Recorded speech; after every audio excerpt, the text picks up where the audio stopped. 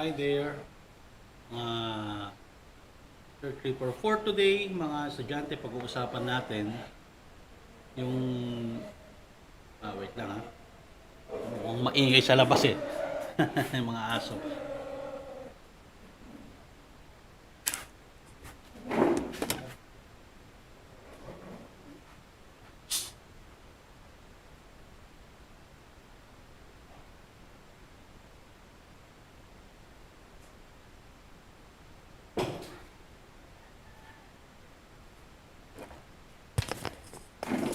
Okay,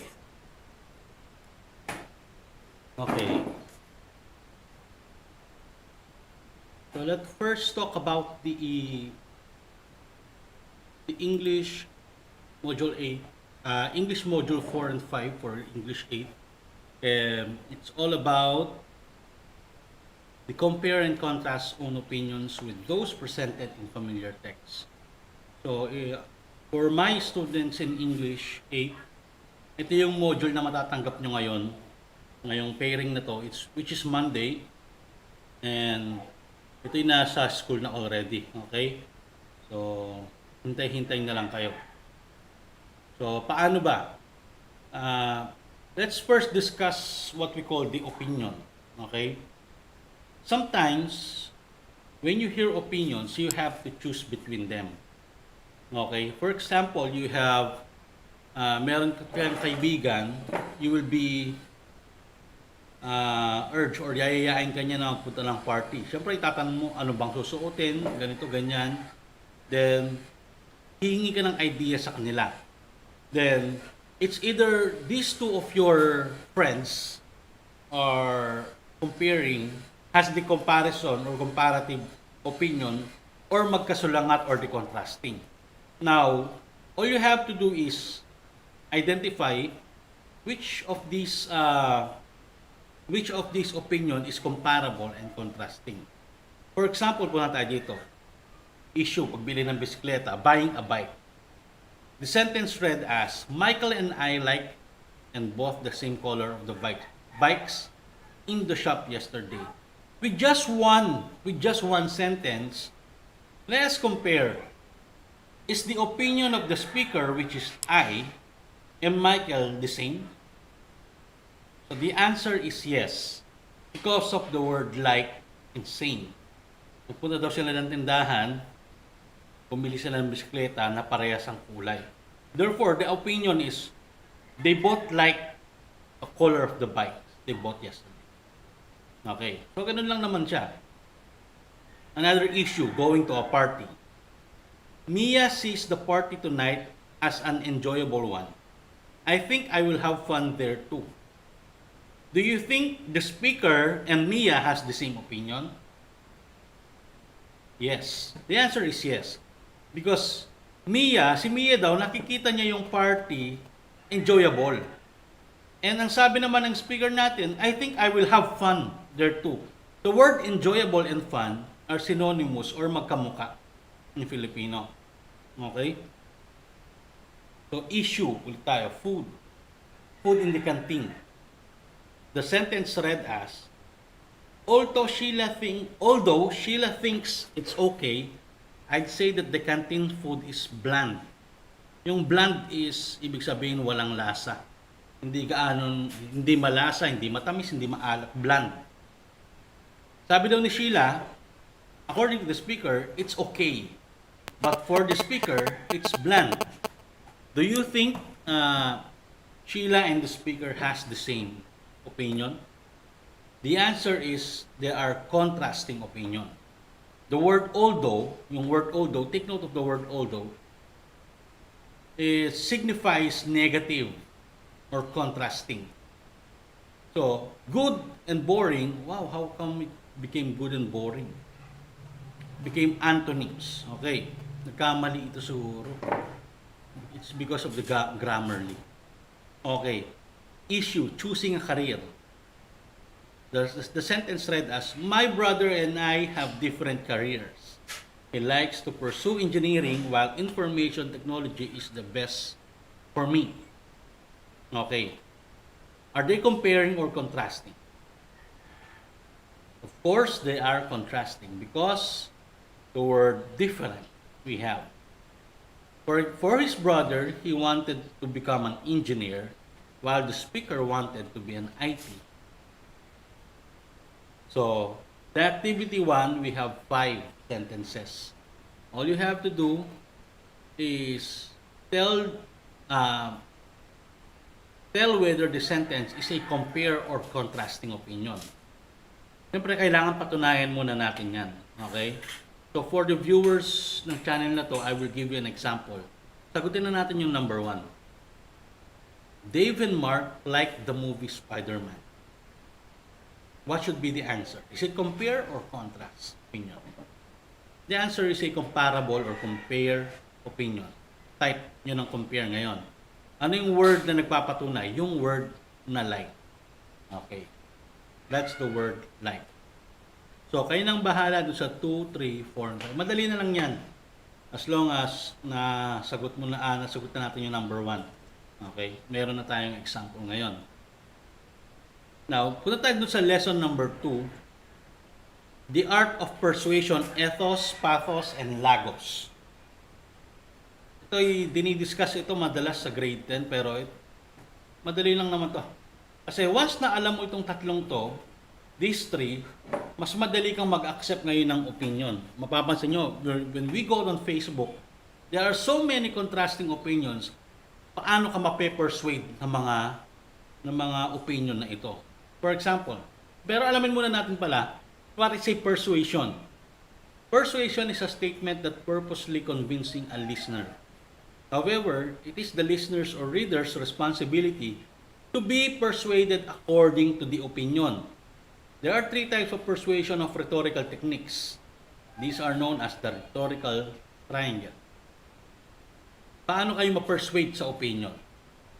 Tanungin ninyo, nape-persuade ba kayo dahil naaawa kayo sa nagsasalita? Mapapasunod ba kayo dahil yung nagsasalita is lawyer, abogado, senador? Or nag-present ba siya ng facts or ng mga data doon?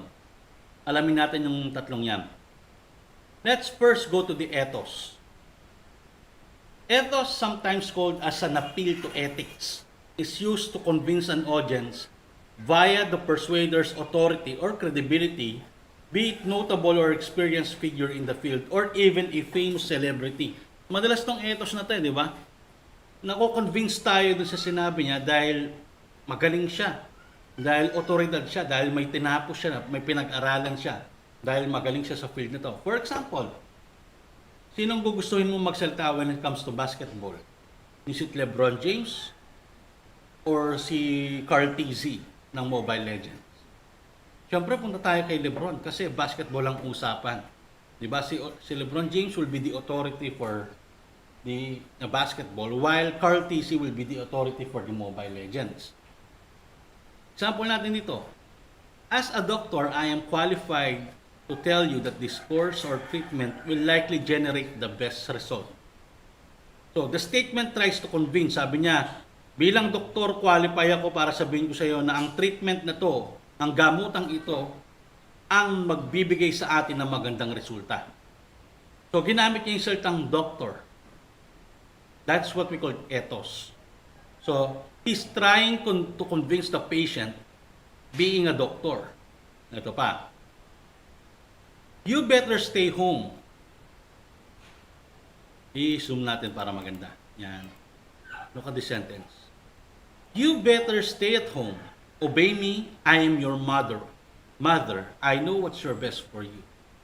Diba? Madalas natin narinig niya, mothers knows best. The statement that the mother, yung speaker natin, is trying to assert her authority as a parent or mother. Diba? Tinatry niyang kapag sinabing assert, what's assert in Filipino? Idiin, something na i-point out, gano'n. Filipino, tapos i-point out, ano? So, kumbaga, nanay mo ko, sabi niya. Ay, alam ko yung mas makakabuti sa'yo. That is what we call ethos. Kaya madalas, kapag yung sinasabi ng mga magulang ninyo, mga nanay ninyo, ay, may ethos lang yan. Pero ethos yun, di ba? So, we are done with ethos. Tandaan nyo ha, when we say ethos, ini-insert yung authority dahil magaling siya sa ganito, sa ganyan, expert siya sa ganito, expert sa ganyan. Let's go to the pathos ngayon. Pathos appeal to emotion. That is the key word, emotion. Convinces an audience of an argument by creating an emotional response to an impassioned plea or a convincing story. Madalas dinadaan sa drama yan. Makakaramdam ka ng galit, ng tuwa, ng saya, ng lungkot. That is what we call pathos. For example, yung sentence, if we don't move too soon, we're all going to die. Can't you see how dangerous it would be to stay? Yun ang tanong, di ba? Kung hindi tayo gagalaw, mamamatay tayo. That's very emotion. Can't you see how dangerous it would be to stay? Di ba? The statement shows an emotion which is urgency, nagmamadali. That is an example of emotion. Next, sabi niya, you'll make the right decision because you have something that may not people do. You have a heart. Sabi niya, kaya mong desisyonan yan kasi ikaw ay may puso. Yan, parang Gilas Pilipinas, puso. Minsan puso, walang practice. Di ba? Yan nakakalungkot. Emotion. Hindi nyo emotion. Ginamit niya yung puso. As pathos. Now we go to logos. Kapag sinabi natin logos, appeal to logic. Ito yung nagpipresent ka, gagamit ka ng reasoning using facts and figures. You know, among these three reasoning, ito yung logos ang dapat nating tatandaan. Kasi yung logos, magbibigay yan ng mga facts sa atin para paniwalaan. Example sentences, you won't find any deer along the road. In 25 years of driving the same route, I haven't seen a single one. Sabi niya, hindi ka makakita ng usa rito. Sa pagpamamaneho daw niya ng 25 years, that is the fact. Okay? In 25 years of driving. So, nag-present siya, 25 years na akong nag-drive dyan, wala nang usa dyan. So, mako-convince tayo kasi nga, siya yung nakakaalam for 25 years. Isa pa, history has shown time and again that absolute power corrupts absolutely. According daw sa history, that is facts also. Nakita naman natin yung mga may hilig mag-corrupt ng power. Diba, si Marcos, si Hitler. Nakita natin kung anong nangyari sa kanila according sa mga history book. So, maniniwala tayo, it's because of the history. Okay?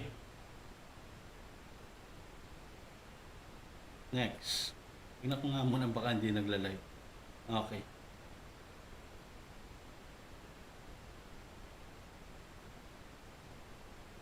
So, let's have another one. Balik ulit tayo dito sa lesson natin. So, activity 2. Alamin nyo lang kung ito ba ay ethos, pathos, or logos. Tandaan natin ha, huwag kayong susulat sa module. All you have to do is write on your answer sheet na I provided already. O, try natin yung number 1 para masagot nyo na yung mga iba. The algorithms have been run in 1,000 different ways and the math continues to check out. Is it ethos, pathos, or logos? The answer is logos. Bakit? Kasi nagpakita siya ng algorithm, data yan. Algorithm is data run in 1,000 different ways. Yan, no? Data yung mga yan ang pinapakita. The math continues to check out. Wala namang emotion. Sumaya ka ba nang banggitin niya? May nakita ka bang doktor, mathematician na nakasulat dyan? Wala. Therefore, it is logos. Okay? The answer for activity 2 number 1 is logos. So, 1, 2, 3, 4, 5, napakadali niyan. O, ngayon, performance task number 1. Gawa ka ng example ng isa-isang sentence sa ethos, pathos, and logos. All you have to do is write one sentence each. Okay? Write sentence for each reasoning. Ethos, punta tayo sa ethos. Bibigyan ko ng example ng ethos ngayon. Ethos means authority, di ba? O, ngayon. Verb is an action word. Believe me, I am a teacher. Di ba? Yun. Yung word na teacher doon. Maganda, anuhin natin, no? Buksan natin. Hanap tayo ng whiteboard. Buksan natin yung whiteboard ko. work para at least meron kayong sample ng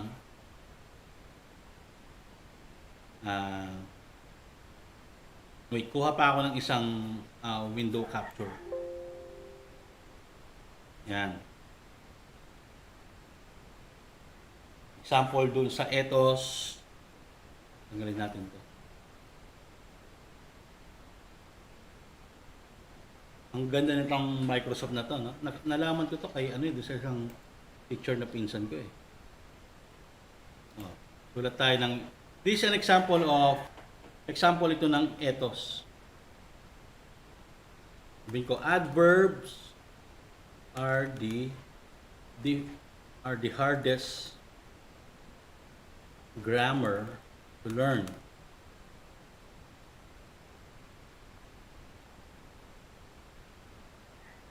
Believe me, tama, di ba? Believe me, I am a teacher. Yan. Maniwala ka, teacher ako. So, this is an example of what? Patos. Okay. Patos na yan. Yan. Sulat tayo. Paano ba ako magsulat? Ethos pala to. This is an example of, ang ganda ng sulat, oh. Ethos. Okay. This is an example of ethos. Basta, in-insert mo yung picture, yung authority niyan, that becomes an ethos. Okay. So, example pa tayo. Ano ba yung, ano naman, patos naman tayo. Sulat tayo ng example ng patos. Emotion. Sabihin natin, you can be the best you wanted to be. Di ba, naririnig natin madalas yan. Pwede kang ikaw yung pwedeng maging magaling. Sabi niya. So, this is what we call an example of, ilipat natin. Paano ba ililipat ito? Wala bang kamay ito? So, this is an example of patos naman ito. Ang hirap palang gumamit ng emotion. Tandaan nyo emotion. Kadalasan sa patos, ito yung emotion, no? Yung salitang best. Tapos meron siyang tawag dito, tandang padamdam or yung exclamation point. So that becomes a patos. Punta naman tayo sa logos ngayon. Ito yung pinakahuli. Example natin ng logos. Ito tayo rito. Example natin ng logos is LeBron James is the third scoring champ of all time. So, nag-present ako ng data ngayon. Present tayo ng data according to NBA rankings. Yan. So, this is an example naman ito ng logos. Why? Paano naging example ito ng logos? Because I presented facts. Ito yung list. Pangatlo daw si LeBron James of all time. According to what? According to NBA rankings. Okay. So, ganun lang naman ang gagawin nyo doon. Let's proceed doon sa tanggalin na natin tong ko. Okay, balik na tayo sa worksheet natin.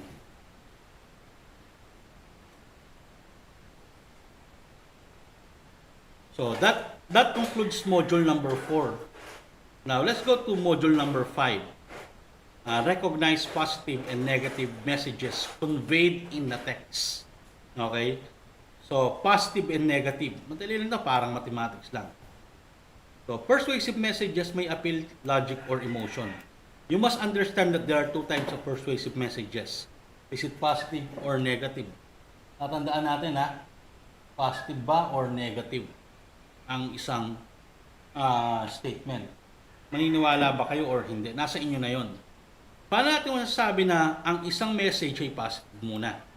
Paano naging positibo?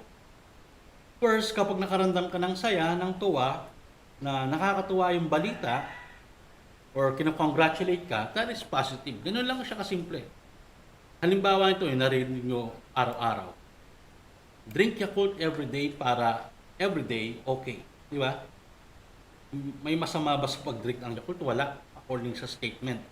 Masaya. Para everyday okay. Yung word lang na okay, di ba? Andun na. Ito pa. The man found his wallet which was reported lost yesterday. Di ba nakakatawang balita? Nakita yung wallet na nawawala kahapon pa. Next. There are more recoveries in COVID-19 this year. Magandang balita. Di ba? Maraming nakarecover ngayon. What else? Dave passed the exam despite the time pressure. Pumasa si Dave kahit na pressured siya sa oras. Halimbawa ito, ano pa? We can do this. Kaya mo to. Positive. Magiging negative yan kapag we can't do this. Mapapansin nyo, di ba? Bearer of good things. At nakafocus siya doon sa positive messages. Okay? Negative messages naman, kabaliktaran. Ito yung refusal, hindi ka tinanggap, ni-reject ka, ng minamahal mo, recall. Yan, ano pa? Yung announcement na hindi na matutuloy. Mga insulto, yung hindi pinuri yung performance mo, disciplinary notice, apologies, or yung pinagalitan ka. Diba? Halimbawa nito, number 1, all our efforts are useless. Walang kwenta yung effort natin. Diba? Natalo tayo sa laro, we lost the game. Number 3, I'm sorry but you are not qualified to the position. Yung hindi ka tinanggap. Number 4, we are not allowed to join the party tomorrow. Hindi tayo pinayagang magpunta ng party bukas. And number 5 is cigarette smoking can cause cancer. Diba? This is a bearer of bad news. Sagutin na natin again. Number 1, we haven't seen each other lately. Is it positive or negative? Hindi pa kami nakikita sa ngayon. Negative. Diba? So we have 1, 2, 3, 4, 5. Ngayon, for the performance task, ito yung pinakahuli sa module 4 and 5. Isip kayo ng kanta. Halimbawa ako, naisip ko yung kantang perfect. Pumili kayo dun sa lyrics ng kanta na may positive message at may negative message. Halimbawa, yung perfect ni Ed Sheeran ang pinili ko. Di ba meron siyang, I found love for me. Ang sakit sa boses. Positive yun, I found the love for me. That is 1. Tapos sabi niya, I will not give you up this time. Diba? Positive, hindi kita bibitawan, sabi niya. Ano yung negative dun sa kanta? When you said you look a mess. Sabi niya, nung sinabi mong ang gulo-gulo mo. Diba? Negative, yung word na gulo, mess. Yung I don't deserve this. Negative dun, yung I don't. So isip kayo ng mga kanta sa English na alam ninyo. Yung kay Anne-Marie na 2002, mayroon din yata positive and negative. So dalawa lang. Dalawang positive messages and negative messages doon sa lyrics ng kanta. So that is module 4 and 5 for the English 8. And I hope masagot nyo ito ng madali. And I know kayang-kaya to. I'll just see you on my next live stream and video. Nanggugulo ng baby ko.